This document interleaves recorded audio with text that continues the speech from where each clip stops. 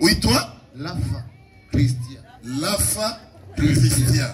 Na zina hiki Nyarwanda ufite? No. Ariko uri Munyarwanda.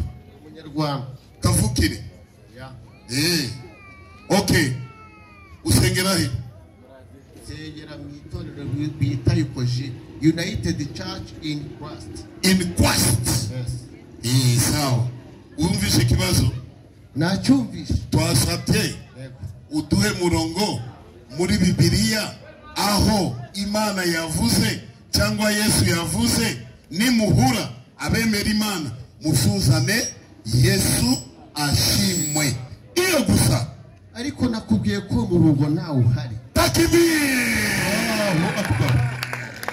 Ko mutaduha ya mashi. Bara. Niba na murongo uhari Christian. Yes. Wigendere. Mwabikuriye. Hari impamvu uvuze ko murongo nawe uhari. Impamvu ni iyi. Dore impamvu. Yego.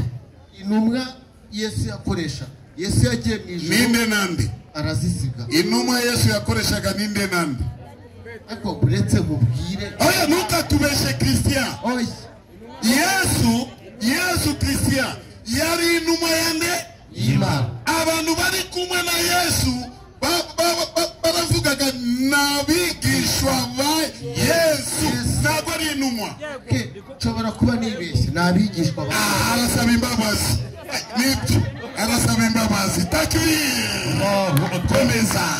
Bo. Abo bigishwa ba Yesu. Aha. Basigaye Yesu agiye mu ijuru. Yego. Nibo bajyaga bahura n'abantu bakababwira bati Yesu ashimwe. Utwereke umurongo. Inyandiko. Dore impamvu babivuga. Inyandiko. Abigishwa ba Yesu barasuzanaga Yesu ashimwe. Abigishwa. Uwo babonye Yesu ashimwe. Abigishwa. 20:19 Yohana.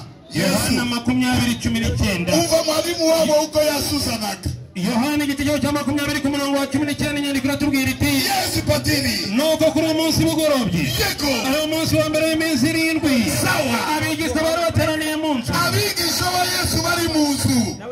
Bateraniye mu nzu inzugi zikinze kuko batinyaga Abayuda. Yego. Yesu araza. Niki? Yesu araza. Niki? Yesu araza. Yego. Ahagarara hagati yabo. Arabasubiza ati amahoro y'Imana bane na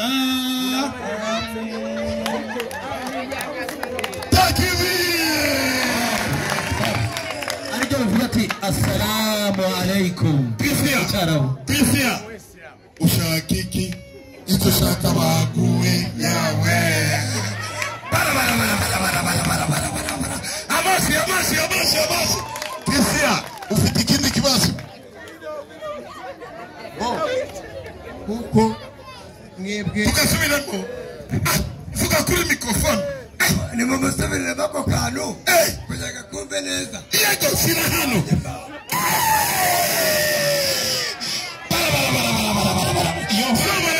Yohana 20 ku murongo wa 19. Yego. Nuko kuri uwo munsi bugorobye. Ari umunsi wa mbere w'iminsi 7. Yego. Abigishwa bari bateraniye mu nzu. Yego. Inzugi zikinze. Yego. Kuko batinyaga Abayuda. Sawa. Yesu araza. Ahagarara hagati yabo. Yego. Arabasubiza ati Yego. amahoro y'Imana bane namwe.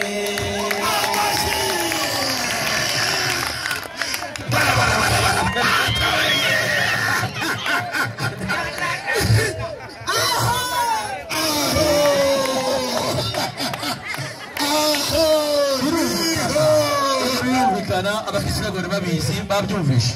Ukiri kibazo. Iyo Yesu yaraje aravuga ngo amahoro ya Kristo abane namwe. Yego. Aramubeshye.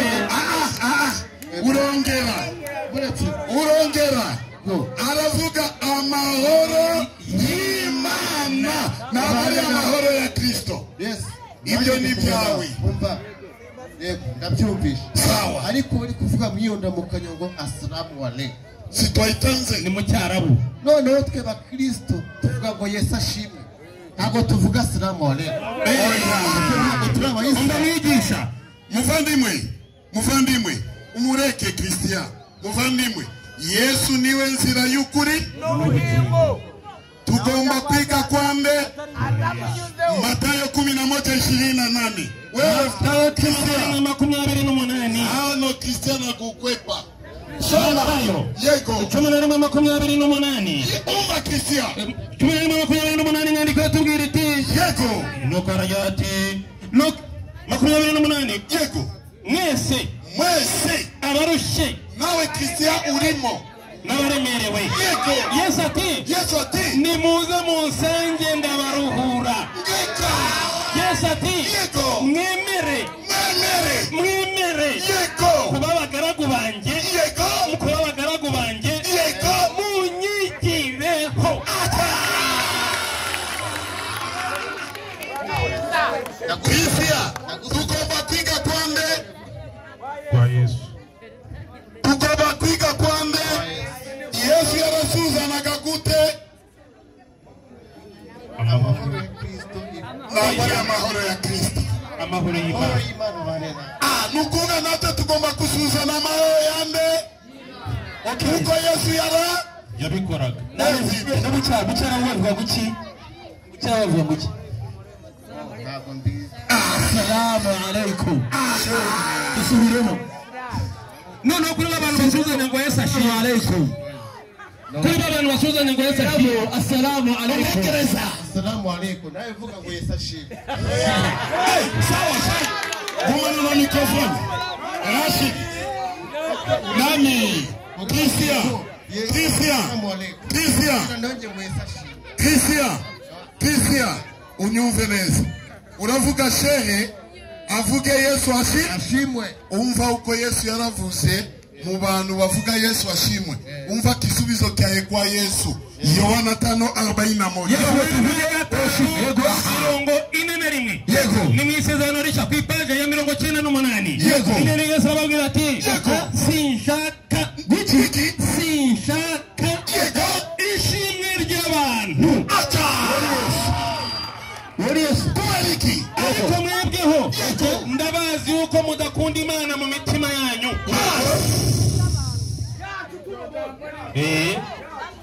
uvuga wese Yesu ashimwe apana twebwe Muvuga Yesu ashimwe.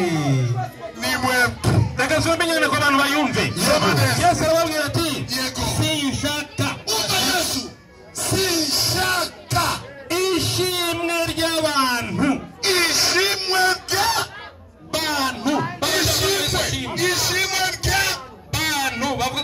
utari umuntu hano nini Yesu ntabwo ashaka ishimwe ry'abantu ko muvuga Yesu ashimwe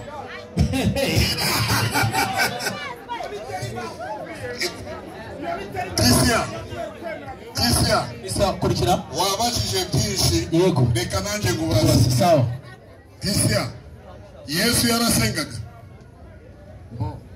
ntabwo ari bo yego cyangwa boye Yesu yarasengaga Yego.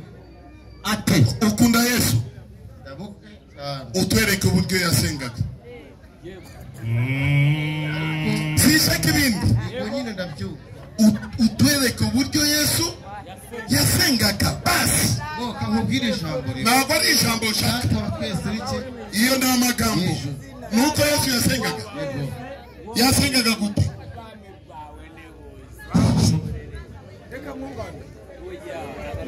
Bo Yesu sibyo yarasengaga.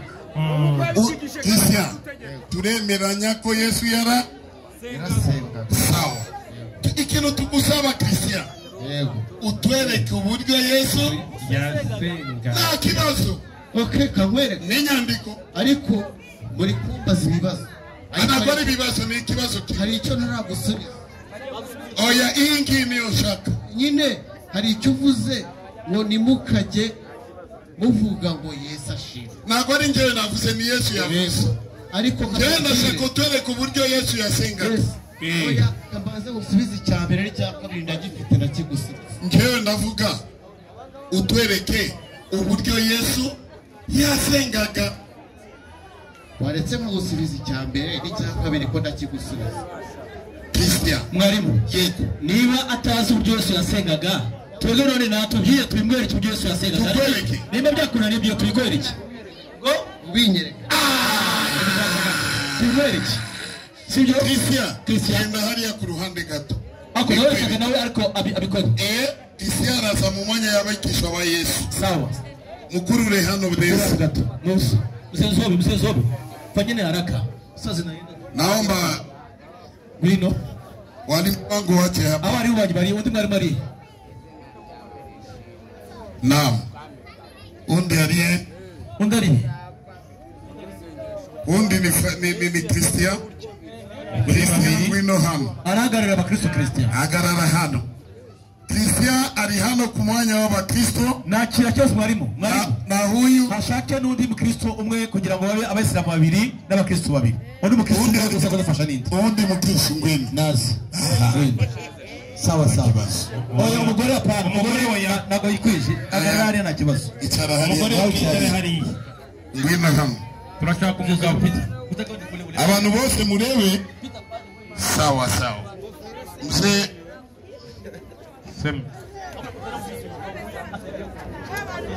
ngwino hano sawa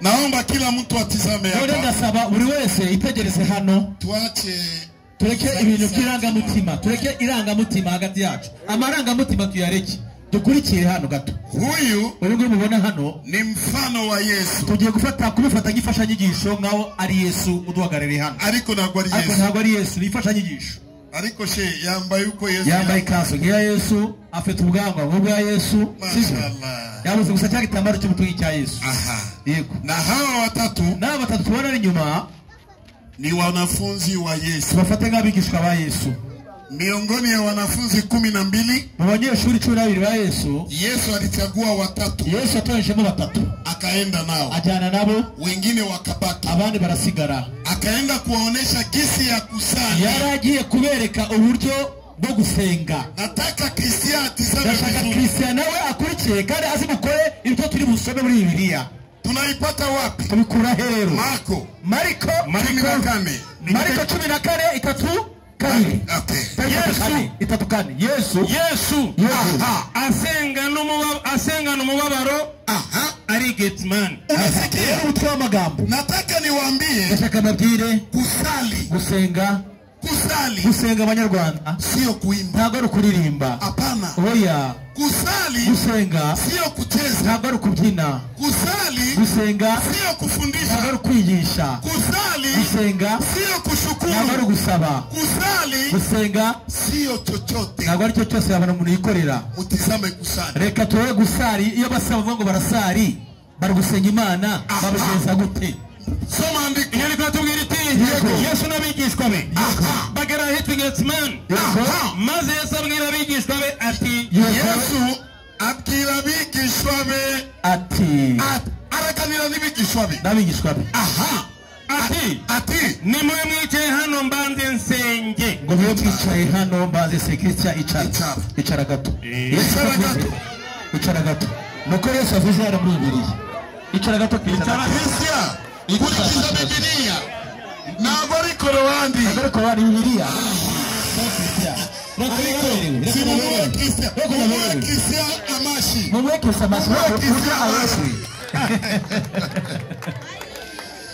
endelea Yesu agatuma mwicaye hano mbanze nsenge ajana Petro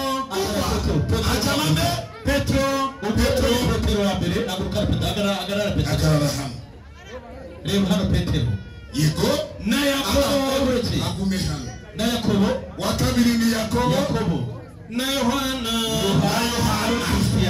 Christian umunsi Christian yisumbe Yohana umwisho wa Yesu Yesu atangira kumirwa n'ubugari k'umutima cyane Yesu arababwira ati umutima wanjye ufite agahinda kenshi kenda kumwica mugume hano igihe cyo gusenga Yesu aravuga mugume hano mube maso mube maso none se mwarakuye ibintu Yewe ugiye gusenga Yesu aravuga mugume hano mube maso. abandi batekinisiye bakaza igihe cyo gusenga iyo nyandiko iriye azabiba n'abagore banyu babibe n'amatelefoni mugomba gukanura mukareba urakanura waje gufungura umugore nimero komose komeza inyandiko Yesu yigira imbere ho hato Miki Yesu yigira imbere ho hato urase gato yego muvandimwe wakati tulisalia igihe twasengaga mutubona hano wengine waliona abandi bose mwabirebaga yewe shehe ndi hano alituacha nyuma nasize inyuma bongeye gusengesha kumustari ku murongo Yesu nuko Yesu yari yapaza abigishwa be akaenda imbere huyu ugeshe hano mwenye kwenda mbele ni umuntu uri imbere yo gusenga kuongoza ibada ya kusali kuyobora abantu gusali Islam muri Islamu wanamuita imam afite titre bamwita imamu na Yesu mwene Maria anapanga wanafunzi yasize abigishwa b'inyuma anaenda mbele imbere hiyo ni stile ya Waislamu kusali ibyo bigaragaza ko na Yesu nawe yari imamu w'abigishwa be Yesu yigira imbere yo hato Yesu yigira imbere yo hato yubama hasi yego arasenga tuvugisha ukuri nusenga umuntu ari gusenga gutya nusanga umuntu asenga gutya ari muri yedini tuvugisha ukuri umuntu usenga gutya cyose mubona aba ari muri yedini Islam uvuze ukuri Imana ibaho umugisha abanyakuri ni ukuvuga na Yesu nawe yari ari mukristo usenga gutya no nawe umukristo usenga gutya no ni bande basenga gutya ntabwo yari umukristo ahubwo yari umusilamu ni bande basenga gutya n'abayisilamu ni ukuvuga abayisilamu basenga nkande na Yesu akasenga n'abayisilamu tunakamata tunaweka wa mbili tatu waratu wayona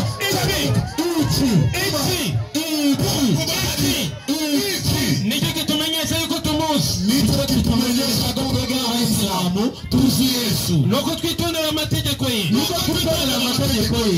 uvuga ko amuzi ntiyitondera amategeko ye ni umubeshyi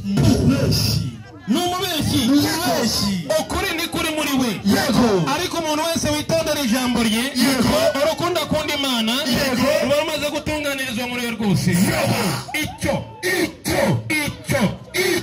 nicyo kitumenyesha ko turi muri we nicyo kitumenyesha ko turi abayisilamu turi muri Yesu komeza kuko uvuga ko ahora muri we uvuga ko ahora iwewe urasanga basista mama Christine bite reka Yesu ari muri twe natwe tukaba muri we ahora muri twe bakakubita akamuziki namumva mu mutwe namumva mu gituza namumva ku mugongo namumva ku matako namumva ku birenge uramumva Yesu ku birenge ni potapota ni chongo wallahi kuvuga Yesu uramumva mu matako ni sheri wawe Yesu ibaze umugabo umugabo wawe wese akubwiye cyangwa umugore wundi umugore wawe akwambie asa kubwira ati wewe bwana wewe mugabo we hivi ubu ngubu niko na kusikia huko kuchongo ya miguu ndi kukumva ku birenge bya Nyiramusi arakuba agususuguye cyangwa umugore wawe yumva arakubwira ati ndi kumva Jean Paul mu matako yanjye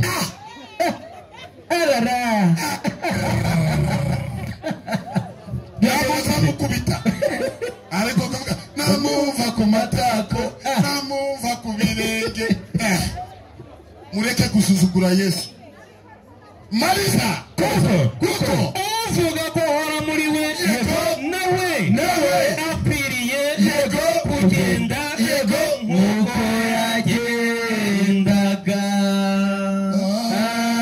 Amena. Barakubita kamuziki. Turashaka kugenda nk'uko yagenzaga. Turashaka kugenda nk'uko yagenzaga. Urugamba nyarwanda. Mabi, 17 sita Matayo. Abigisha mwumve ibyo Yesu agiye kuvuga hariya n'abigisha. Baza mwumve komeza. Abigishwa ba Yesu babyumvise bikubita hasi bubamye. Bikubita hasi bubamye. Nagari kubyaba bo. Bugometse. Wabonye? Nagari kubyaba n'ukubama ngamuzewe ko muziyagiye. Umwigana muzewe. Uko muzameze. Rero muze ko Christian. Kubama nagari kwicara. Kuba si kwicara Christian. Kubama ni gutya. Tutapiga Kubama ni gutya Christian. Ubama. Muzee. Kora hivi we muzee yakoze. Nagari kuryama. Yego. Ubama harga hasi. Shira umutwe hasi.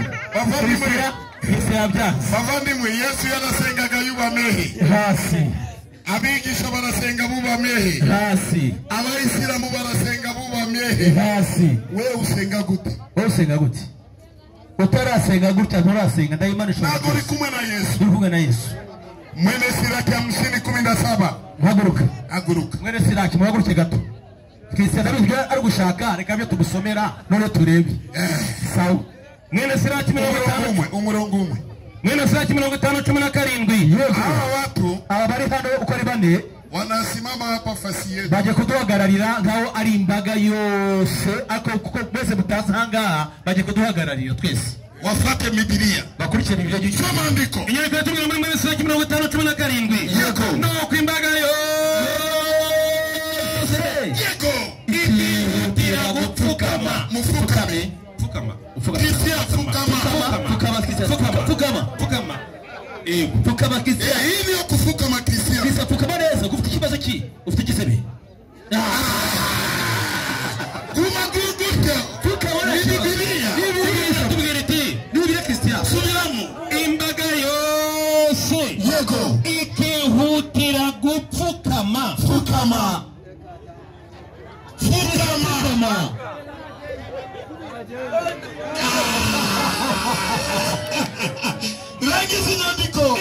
Yego. Igakoza umutwe kubutaka.